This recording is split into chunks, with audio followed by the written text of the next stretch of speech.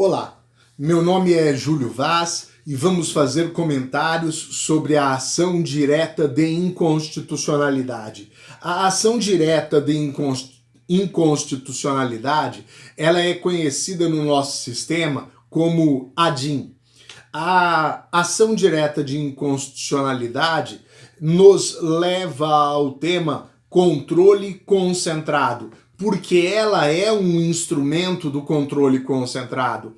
O controle concentrado é o controle realizado pela Corte Maior do nosso Poder Judiciário. É o controle realizado pelo Supremo Tribunal Federal, que deve verificar se a norma sobre a qual se discute a inconstitucionalidade é constitucional ou não.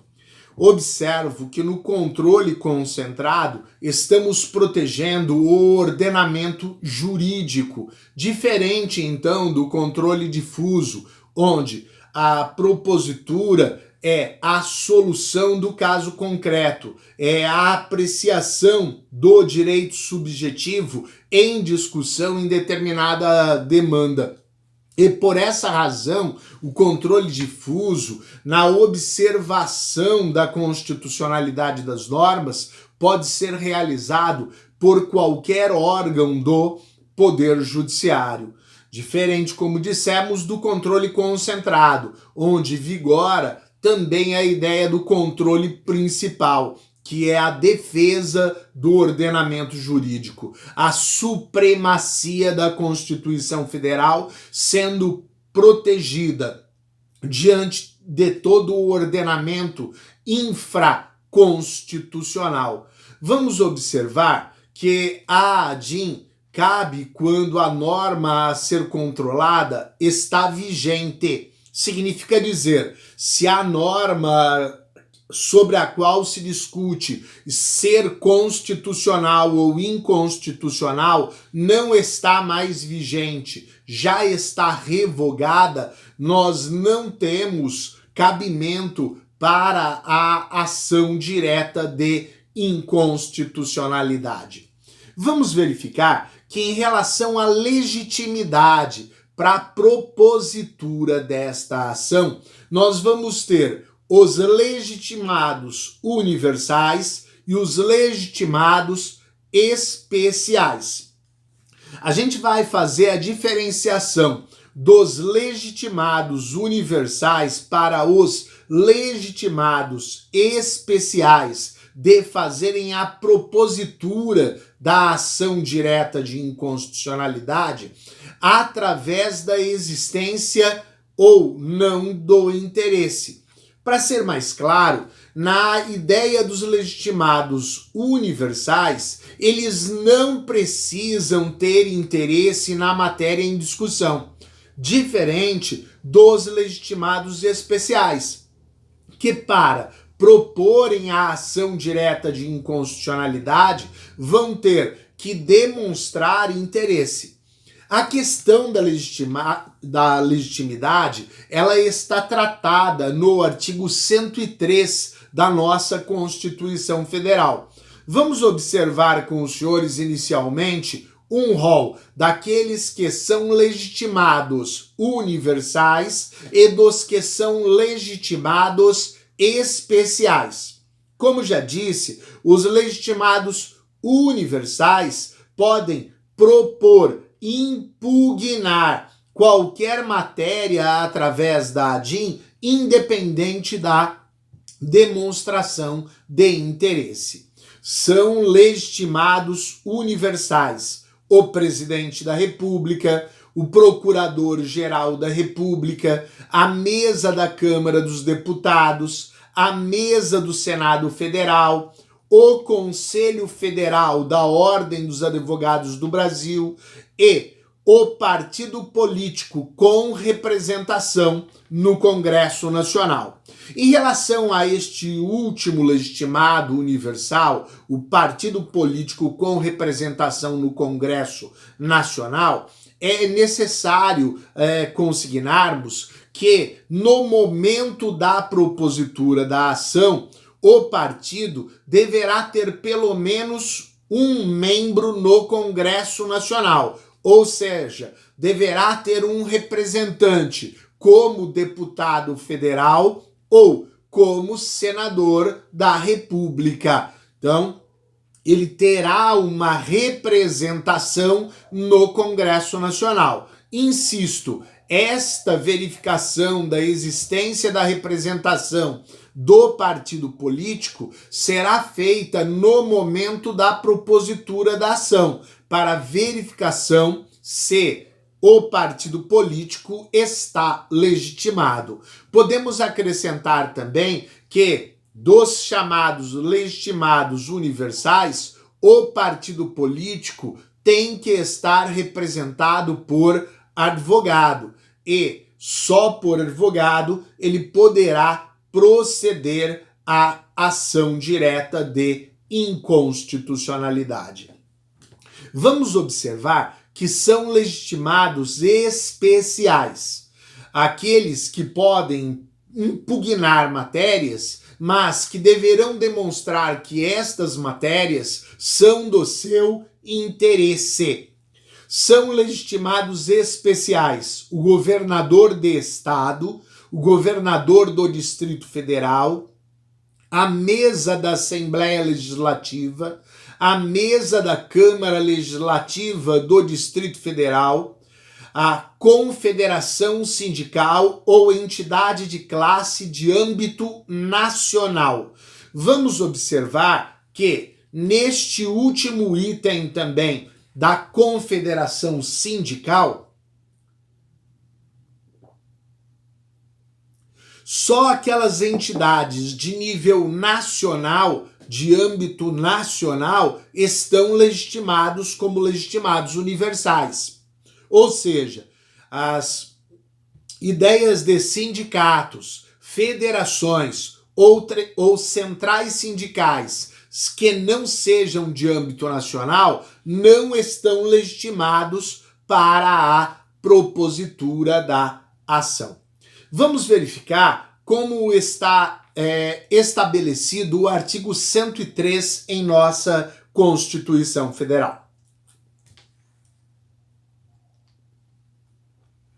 Podem propor a ação direta de inconstitucionalidade e a ação declaratória de constitucionalidade o presidente da República, a mesa do Senado Federal, a mesa da Câmara dos Deputados, a mesa da Assembleia Legislativa ou da Câmara Legislativa do Distrito Federal, o governador de estado ou do Distrito Federal, o Procurador-Geral da República, o Conselho Federal da Ordem dos Advogados do Brasil, partido político com representação no Congresso Nacional, confederação sindical ou entidade de classe de âmbito nacional. Então nós vamos encontrar aqui nos 9 incisos do artigo 103 da Constituição Federal os legitimados. Já explicamos. Deste rol do artigo 103, teremos os legitimados universais e os legitimados especiais, como já fizemos a nossa citação.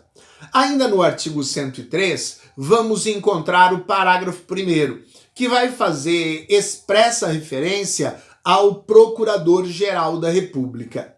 O Procurador-Geral da República deverá ser previamente ouvido nas ações de inconstitucionalidade e em todos os processos de competência do Supremo Tribunal Federal.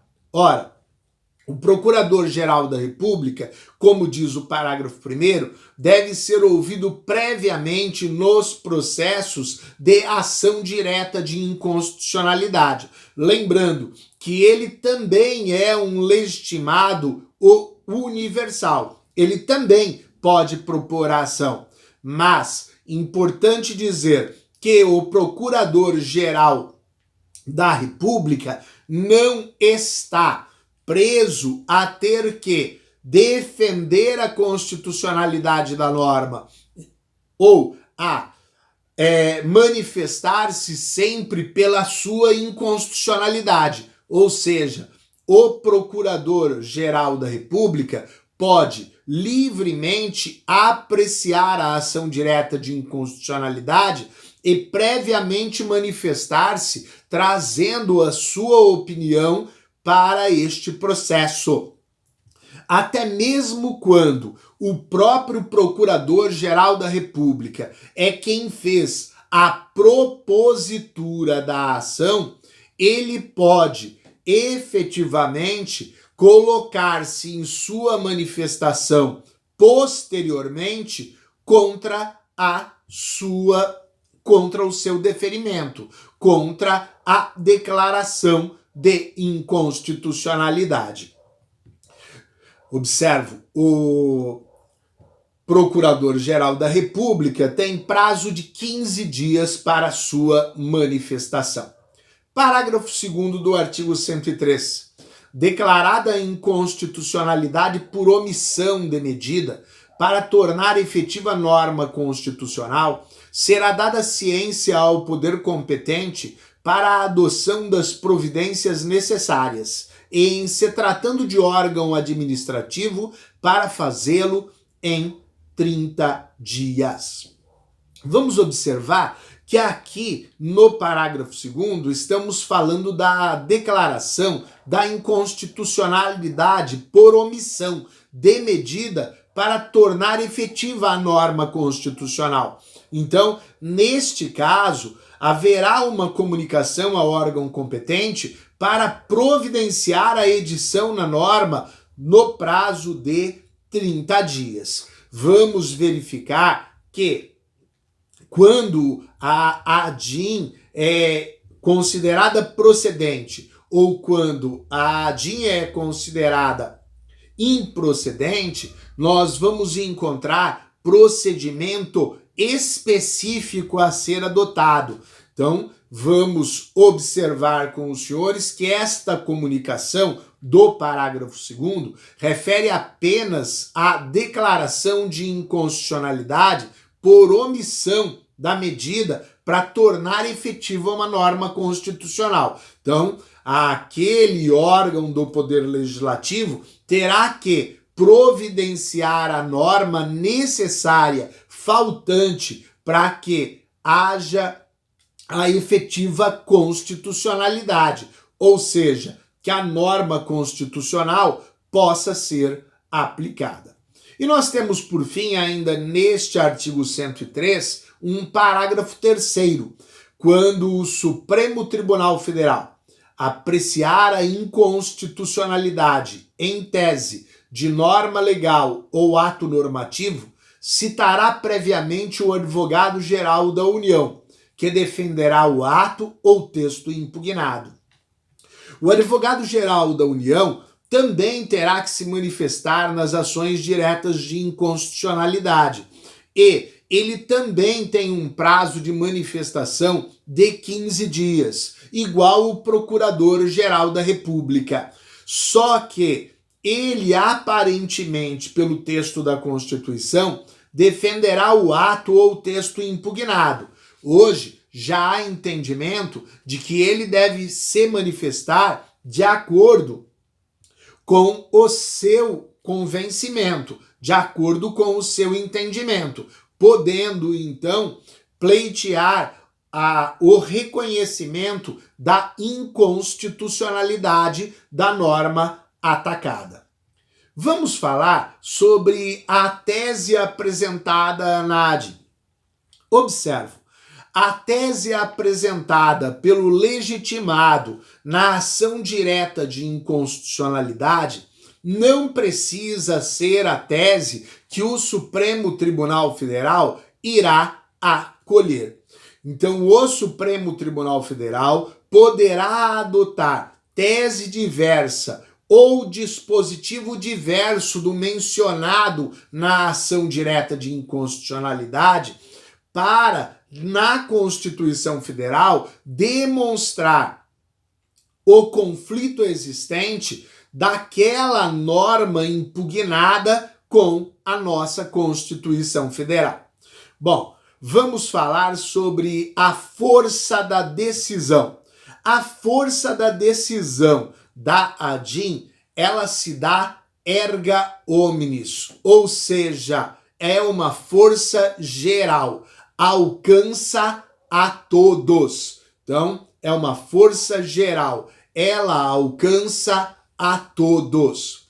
A gente vai observar que existe a exceção que pode ser estabelecida pelo Supremo Tribunal Federal, que pode restringir o alcance da decisão a certos atos ou a certas pessoas, mas isso só se dará por exceção. A regra é que a força da decisão, ela será uma força geral, ela será erga omnes. Vamos observar que esta decisão que tem força geral, ou seja, deve alcançar a todos, ela tem um efeito vinculante. Isto significa dizer que os órgãos do Poder Judiciário, que os órgãos da administração pública, federal, estadual e municipal, deverão respeitar a decisão do Supremo Tribunal Federal proferida na ação direta de inconstitucionalidade. Então, este efeito é vinculante. Estes órgãos têm a obrigação de respeitar a decisão apresentada. Vamos observar ainda com os senhores que, no que se refere à retirada do ordenamento jurídico, só há necessidade do Supremo Tribunal Federal comunicar ao Senado Federal, através de ofício, para que o Senado Federal, através de uma resolução, retire a norma do ordenamento jurídico nas hipóteses do controle difuso. Nas hipóteses do controle principal, do controle concentrado, realizado pelo Supremo Tribunal Federal, através da via de ação, que é o caso da ação direta de inconstitucionalidade, o próprio Supremo Tribunal Federal faz a retirada da norma que está ferindo, que está lesando a Constituição Federal do nosso sistema, do nosso ordenamento jurídico. Então não precisa socorrer-se através de um ato do Senado Federal para sua retirada. Então, o controle difuso, a gente vai ter o Supremo Tribunal Federal oficiando ao Senado Federal para, por resolução, fazer a retirada da norma que fere a Constituição do nosso ordenamento jurídico. Agora, na ideia do controle principal, na ação direta de inconstitucionalidade, a decisão do Supremo Tribunal Federal e o próprio Supremo Tribunal Federal pode fazer a retirada da norma que foi declarada inconstitucional do ordenamento jurídico. Vamos observar com os senhores que, em relação ao efeito vinculante, é necessário acrescentar que, obviamente, ele não vai atingir o próprio Supremo Tribunal Federal, sendo que os ministros sempre podem mudar as suas opiniões, a sua visão sobre determinada situação e, havendo uma nova decisão, alterar aquele posicionamento. Também não alcança o efeito vinculante o poder legislativo no exercício da sua atividade normativa, de criar uma norma nova e tratar de forma diversa daquele determinado assunto que havia sido exposto em uma decisão anterior. Então há uma limitação aí neste efeito vinculante, pois ele não alcança o próprio Supremo Tribunal Federal e ele também não alcança o Poder Legislativo na sua atividade normativa de criar uma nova norma. Vamos ainda observar que alguns autores vão falar de uma natureza dúplice na decisão de uma ação direta de inconstitucionalidade. Então nós teríamos aqui a ideia de um efeito jurídico dúplice quando nós temos uma decisão do Supremo Tribunal Federal em uma ação direta de inconstitucionalidade.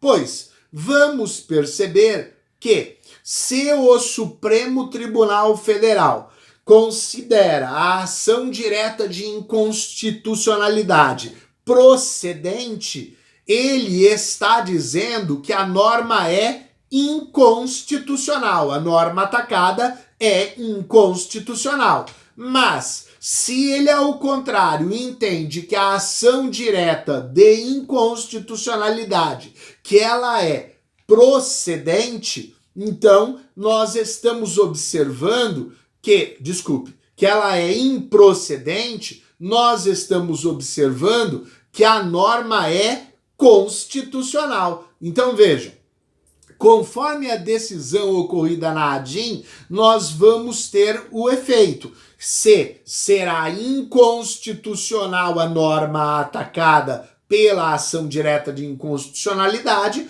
ou se ela será considerada constitucional. É justamente a forma inversa ou o contrário do que nós temos na ação direta de constitucionalidade. Pois, na ação direta de constitucionalidade, onde se busca que o Supremo Tribunal Federal declare a constitucionalidade de uma norma infraconstitucional, a gente vai perceber que se ela for procedente, estamos dizendo que aquela norma é constitucional. E se ela for improcedente, estamos dizendo que aquela norma ela é inconstitucional. Bom, a gente observa então esta situação do efeito jurídico dúplice que possui a decisão na ação direta de inconstitucionalidade. Vamos falar sobre o amicus curiae. O amicus curiae, que é o amigo da corte. O amigo da corte, ele terá por finalidade auxiliar a instrução processual, trazendo elementos, trazendo informações para a apreciação do Supremo Tribunal Federal. A gente vai observar que o amigo da corte, ele pode apresentar-se de diversas formas dentro do sistema, mas ele não pode recorrer das decisões do Supremo Tribunal Federal. Então aí a gente tem o amigo da corte, que também pode estar presente na ação direta de inconstitucionalidade. Vamos verificar o cabimento da ação direta de inconstitucionalidade.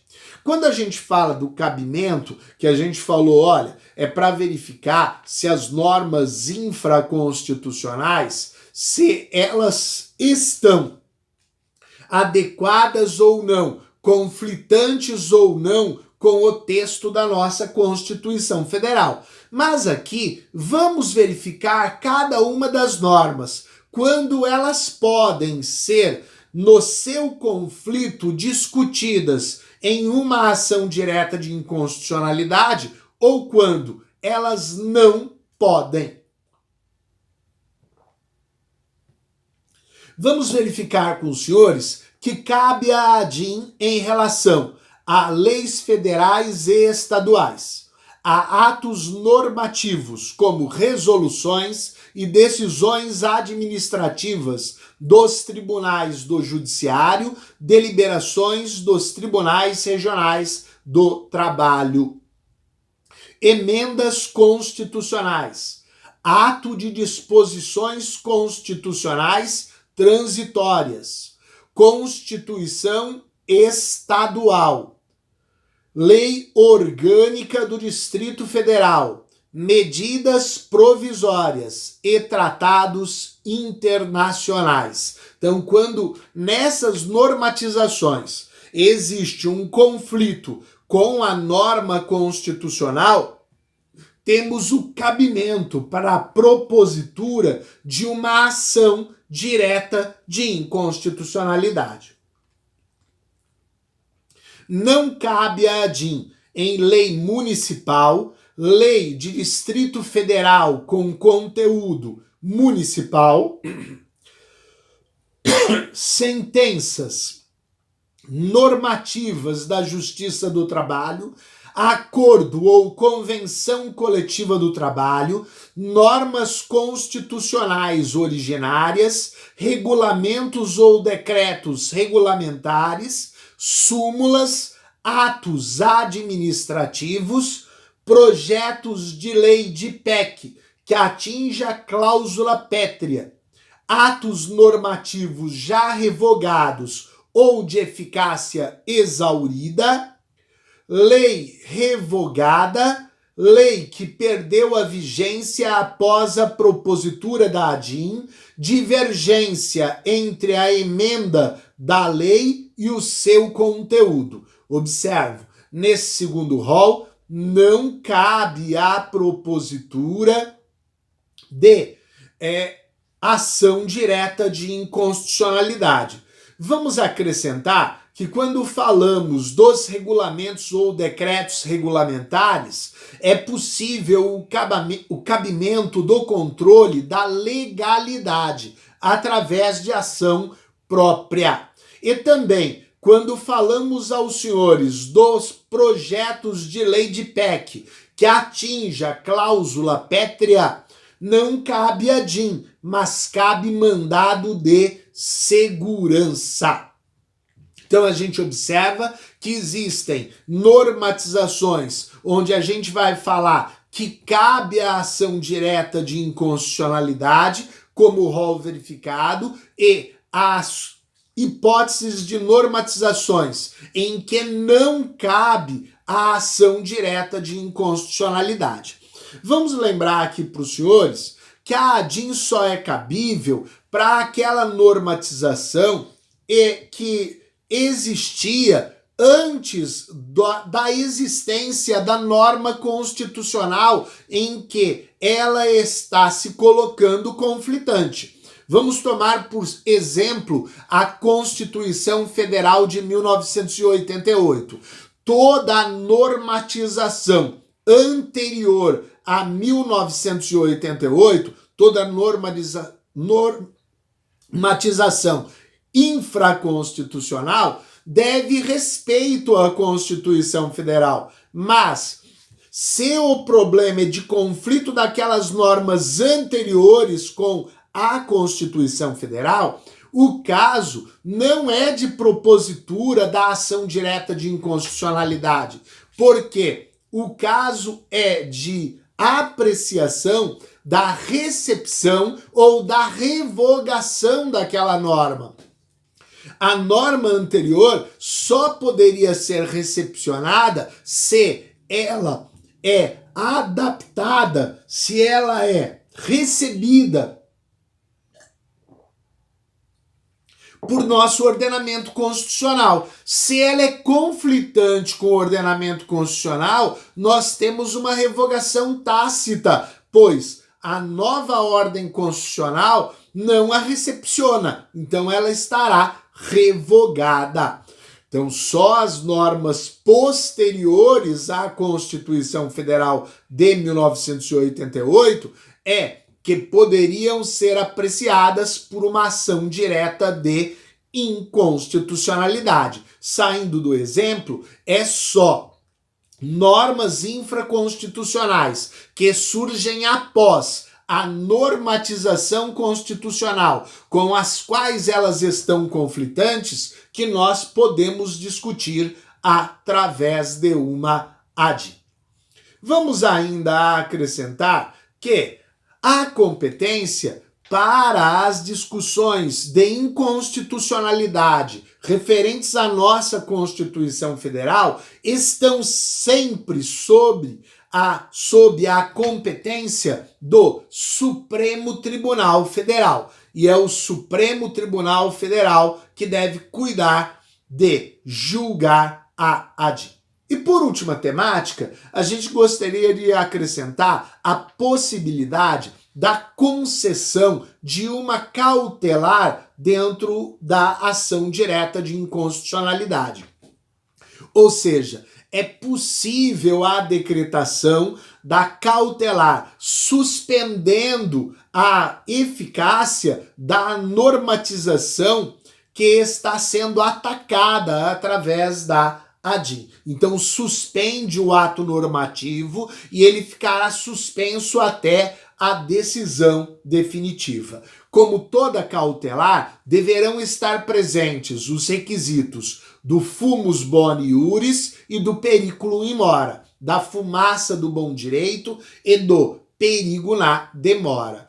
A decisão cautelar não terá efeito ex tunc, ela terá apenas efeito ex nunc, ou seja, ela não retroage, salvo situações de exceção que queira estabelecer o Supremo Tribunal Federal, que poderá lhe dar o efeito ex tunc.